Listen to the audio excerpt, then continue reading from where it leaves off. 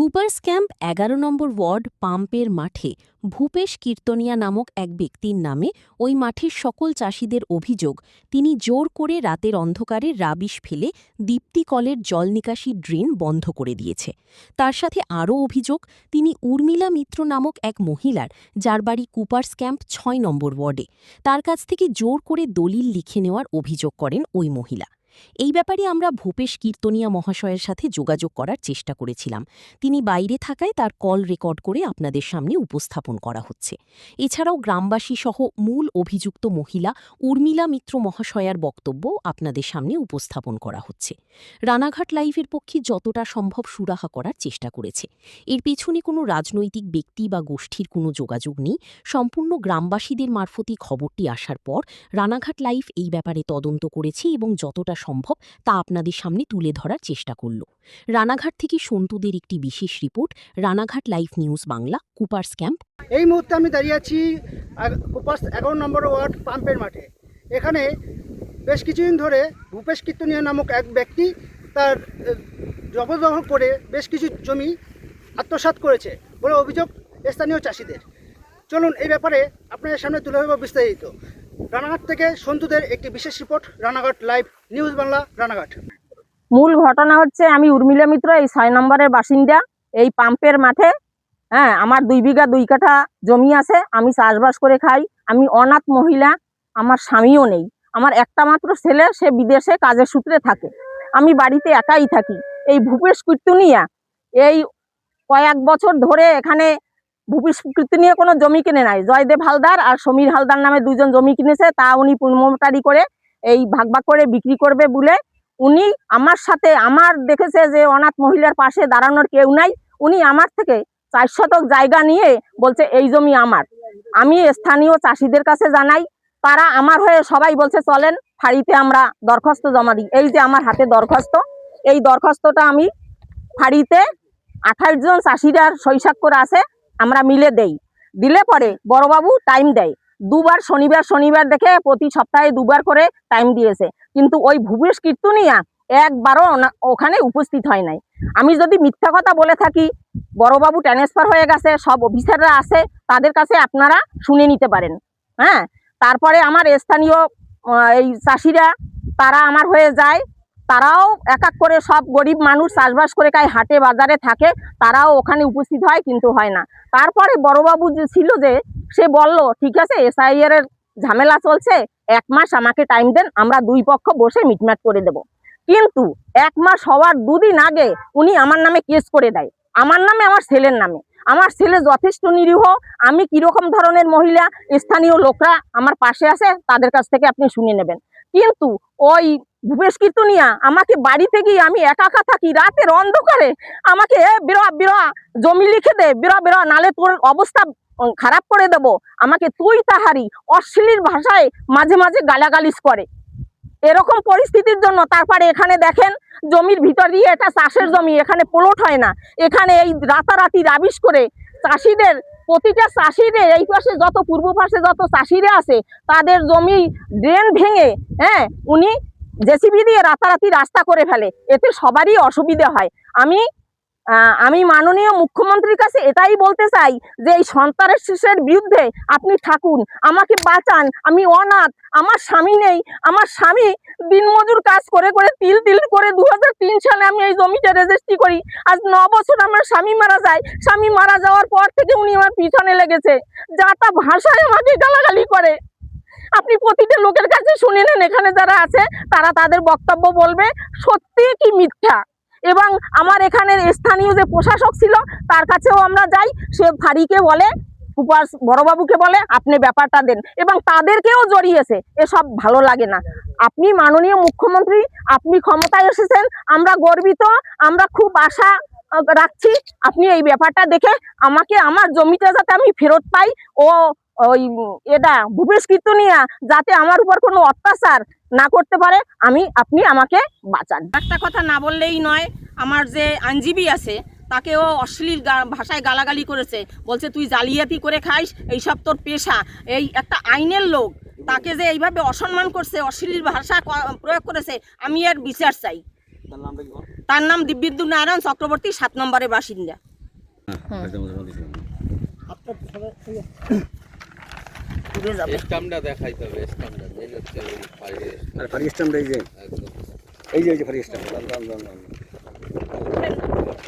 এই যে স্ট্যাম্পটা এই যে আর স্ট্যাম্পটা এই স্ট্যাম্পটা হাতে আটকে রাখছেন। ফারি স্টামটা স্ট্যাম্পটা দেখাতে হবে। স্ট্যাম্পটা ফারি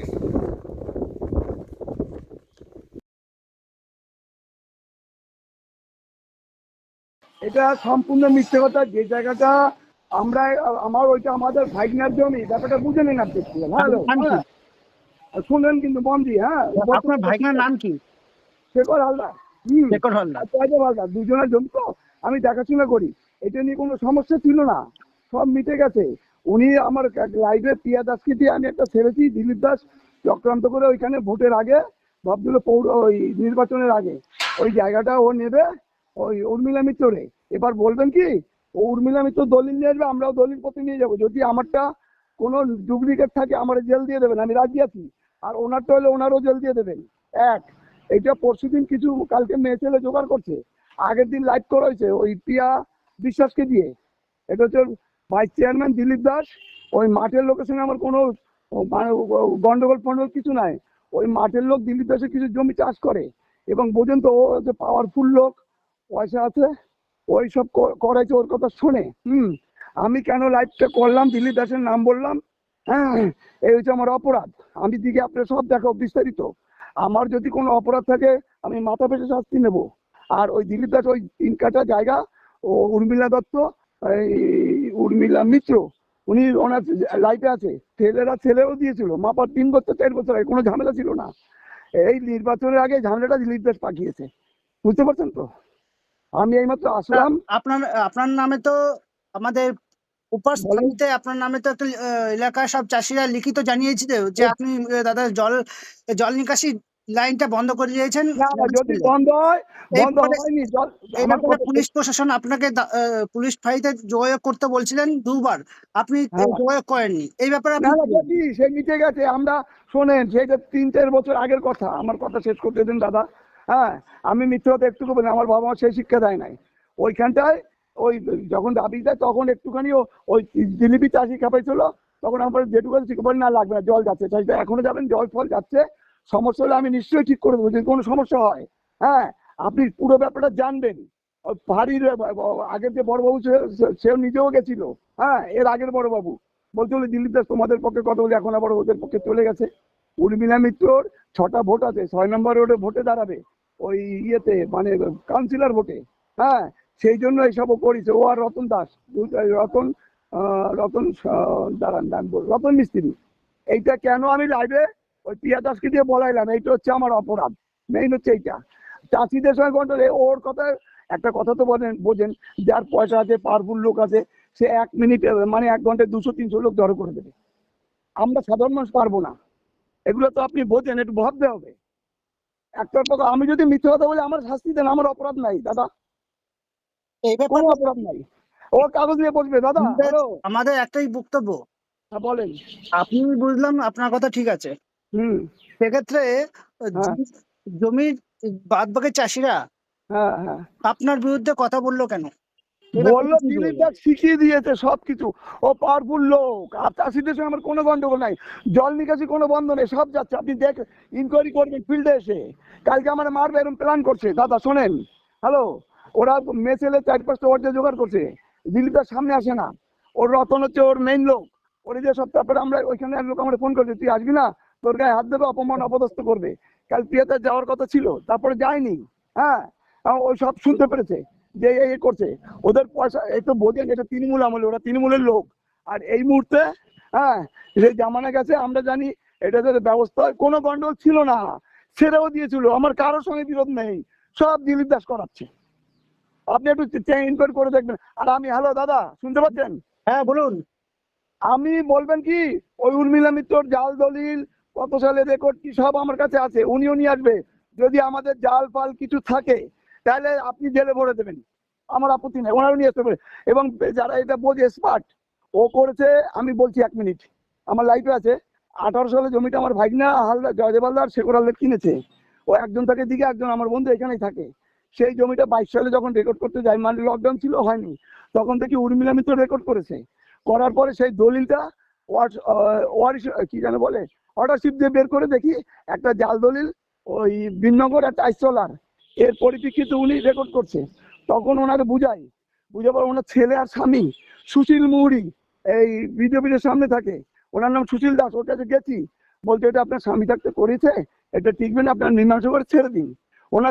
ওনার ছেলে ছিল তখন, স্বামী মারা যায়, ছেলে এবং ওর জামাই এসে মাপজোপ দিয়ে ছেড়েও দেয় 4 বছর আগে, হ্যাঁ, 22 সালের পর আজ তো 26 সাল। তারপরে হঠাৎ এই নির্বাচন আসাতে আমার ছেলেটা মারা যায়। আমার একটা ছেলে ছিল, এই 4 মাস আগে সুইসাইড করে, বিয়ে পাস করছে। তখন ভাবছি ওর কেউ নেই, তখন আমার ওই খুঁড়ি মুড়ি সব তুলে ফেলে দিচ্ছে, দিলি ওই মহিলা, কেউ না, শুধু মহিলাই তুলতে। তারপরে দিলীপ দাসে গেলাম, হ্যালো দাদা, হ্যাঁ বলুন, শুনছি। দিলীপ দাসের কাছে গেলাম, বাজারের ভিতরে প্রমাণ আছে, আমি আর ওই কাউন্সিলর 3 নম্বর রঞ্জিত হালদার, বোধহয় শুভ্রা হালদারের স্বামী, আর হচ্ছে বলাই মিউনিসিপালিটি চাকরি করে, এদের নিয়ে আমি বললাম দেখো এটা তুমি চেক করো। তখনও প্রশাসনের প্রধান দিলীপ দাস, সব দিলাম, জমা দেওয়ার পরে এবার বলছে দেখবো না, পাক্কায় ফেলেছে, হাড় করতে ওইখানে গেলে ভেঙে দেবো। তারপরে আমরা চলে আসছি, বুঝতে পারছেন তো। তারপরে আমরা যে এই চারিদিকে যখন এই জমি মাফিয়ার বিরুদ্ধে টিয়ার দাস বলছে, এর দ্বারস্থ আমরা হয়েছি এবং থানায়ও কয়েকবার গেছি। বলছে দেখা এটা তোমার কেসের ব্যাপারে, তোমরা ওই সিভিল করে, আরে কেস খামারি করতে গেলে বহু বছর লাগবে, হ্যাঁ, এটা আপনারা একটু মিটিপিটি দেন, হ্যাঁ। তারপরে এইগুলো পরিস্থিতি, আমি মিথ্যা কথা বলে আপনি আমার জুতা পিঠা করবেন, একটা মিথ্যা কথা বললে ওরা বলবেন কি, ওই যে উর্মিলা মিত্র তোমার সব কপি নিয়ে আসো, আমরাও নিয়ে যাব, দেখবেন। আর জমির সমস্যা কিচ্ছু নেই, শুধু 3 কাঠা। এবং আর একটা কথা শোনেন, 12 কাঠা জমি উনি এখনো রেকর্ড করছে, বলছে এই জমি আমার না। তাহলে উনি যে অপরাধী, তাহলে 12 কাঠা কেন রেকর্ড করলো 22 সালে? ঠিক আছে, আমার অনুরোধ, আপনার এই কথাগুলো আমাদের চ্যানেলের মাধ্যমে রেকর্ড করা হলো। হ্যাঁ হ্যাঁ আমরা এই চ্যানেলের মাধ্যমে আপনার নিউজটা বলুন, publish করা আপনারা হবে। কি অভিযোগ? হ্যাঁ, করেন, করেন, আমার কোনো আপত্তি আমি নেই দাদা। একজন চাষি। এখানে হচ্ছে আমাদের এই চাষিদের সব চাষিদের খুব সমস্যা হচ্ছে। এখানে ভূপেশ কীর্তনিয়া নামে একজন দুষ্কৃতী, সে এখানে জমি নেই, তার বোনের জমি, তবু সে জমিটা সে দালালি করে কিছুদিন ধরে দালালি করছে। সেই জমিগুলো সব প্লট কেটে বিক্রি করছে এবং সেই জমির জন্য যাতে রাস্তা বের হয়, সেই রাস্তা বের করার জন্য রাতারাতি বোল্ডার ফেলে, চাষের জমির ভিতর থেকে জমি ফসল নষ্ট করে বোল্ডারগুলো ফেলে এবং বোল্ডারগুলো ফেলার রাস্তা তৈরি হয়, সব মানুষের অসুবিধা হয়, ড্রেনগুলো ভেঙে ফেলেছে, সব জল যেতে পারে না সবার জমিতে, এপাশে জল ওপাশে যেতে পারছে না, সব চাষিদের খুব অসুবিধা হচ্ছে, সব ফসল নষ্ট হয়ে যাচ্ছে। কিন্তু ভূপেশ কীর্তনিয়ার বিরুদ্ধে আমরা কেউ কিছু করতে পারছি না। এই আপনারা এই মুহূর্তে কি চাচ্ছেন? আমরা চাচ্ছি সব চাষিদের যাতে ফসল ভালোভাবে করতে পারে, আর উনি যাতে এইরকমভাবে অন্যায় মানুষ চাষিদের উপর না করে, জোর জুলুম না করে, তার প্রতিবাদ চাই আমরা। এই রাস্তার ব্যাপারে আপনার কি অভিযোগ আছে? এই যে রাস্তাটা করেছে এই ব্যাপারে আপনাদের কি অভিযোগ আছে? এই রাস্তাটা না তুললে তো চাষিরা চাষবাস করতে পারছে না, জল বেরোতে পারছে না, বৃষ্টির জলগুলো সব বেঁধে আছে জমিতে, এপাশ থেকে ওপারে জল যাচ্ছে না। আমরা চাই রাস্তাটা তুলে নিক, ড্রেনগুলো ঠিক করে দিক। কিসের ড্রেন, কাদের ড্রেন ভেঙেছে? এই যে সরকারি ড্রেন দেখেন, আপনি জানেন এই ড্রেনগুলো সব ভেঙে ফেলেছে। এই যে সরকারি জল যায়, যে সবার জমিতে যে জলগুলো যায়, সেই জল যাওয়ার পাকা ড্রেনগুলো ভেঙে ফেলেছে ভূপেশ কীর্তনিয়া। আপনার নাম কি? আমার নাম সুনন্দা ব্যাপারী। চাষিরা? হ্যাঁ, আমি একজন চাষি। যে আমরা সব চাষিরা একত্রিত হয়েছি, চাই আমরা এর প্রতিবাদ হোক। ঠিক আছে। এইবার আমাদের অভিযোগ, জমি চাষবাস করে আমরা খাই, চারিপাশে চাষবাস, মাঝখানে হোল্ডিং করতেছে, 7 লাখ টাকা বিঘা জমি কিনে এখন মানে 3 লাখ টাকা 4 লাখ টাকা বিঘা বিক্রি করতেছে। আমাকে কে বিক্রি করছে? সুবোধ কীর্তনিয়া, কিন্তু ভূপেশ কীর্তনিয়ার জমি নাই, ভূপেশ কীর্তনিয়ার ভাগ্নের জমি আর জয়দেব হালদারের জমি। আমার চারিপাশে চাষের অসুবিধা হচ্ছে খুব। আমার গেলবার আমার ফুল মারি গেছে, বেগুন মারি গেছে, রজনী মারি গেছে, ধান মারি গেছে। কে মেরেছে? এই জলের জন্য মানে আচ্ছা, বোজন টিকাদের রাস্তা দিয়ে, মানে বোজন টিকার জমি দিয়ে রাস্তা করছে, রাতারাতি রাস্তা করছে।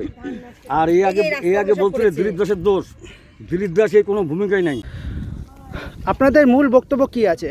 কথা হচ্ছে আমরা এখানে প্লট কাটতে দেব না। আমরা এখানে চাষি পরিবার, সবাই চাষবাস করি, আমরা চাষবাস করে আমরা জীবিকা অর্জন করি।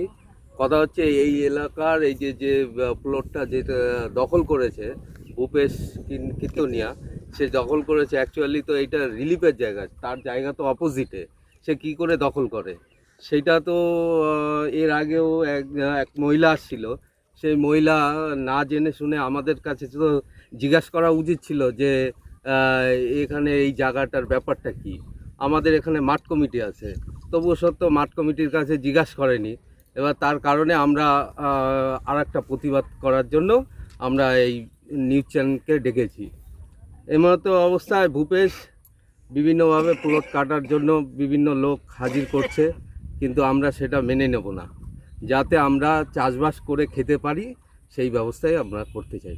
আপনার নাম? প্রদীপ হাওলাদার। আমরা প্লটিং ঘরে করতে দেবো না, আর আমাকে ড্রেনিং মানে বন্ধ করে দিচ্ছে, আমাকে চাষ করতে দেবে না। আমাদের এই রাস্তা এখন তুলতে হবে, রাস্তা না তুললে আমাদের জল পাবে। এখন আপনারা কি চান? আমরা এখন চাই যে প্লটিং হবে না, ও চাষের জমি কেন্দ্রে চাষ করে খাও, আর আমাদের এই রাস্তা তুলে নিতে হবে, তাহলে আমাদের মাঠ সব বাঁচবে। এই রাস্তাটা যে করা হয়েছে কার জমির উপর থেকে করা হয়েছে? বুঝেন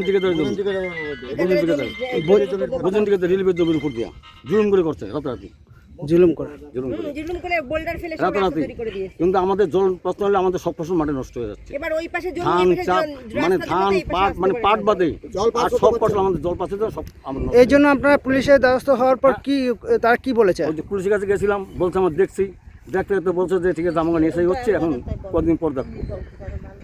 ঠিক আছে। আপনার নামটা কি বল? আমার নাম রঞ্জিত সাহা।